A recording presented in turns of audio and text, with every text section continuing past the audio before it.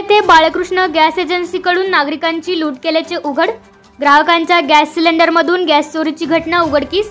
1 kilo ते 2 kilo gas कमी असल्याचे निष्पन्न। आमदार पडळकर यांनी संबंधित एजन्सीवर गुन्हा दाखल करण्याचे दिले आदेश। जत तालुक्यातील विजापूर गुहागर रस्त्यावर बिरनाळ येथे बाळकृष्ण गॅस एजन्सी मार्फत गॅस वाटप केला जात होते।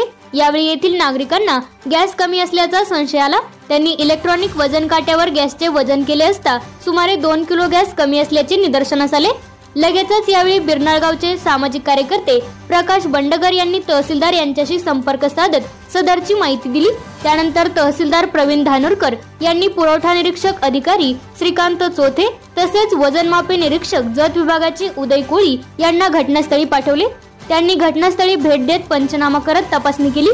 यावेळी बिरनाळ मधील नागरिकांनी संबंधित अधिकाऱ्यांना होणाऱ्या गॅसच्या वजनातील तफावत करून लुटी संदर्भात धारेवर धरले।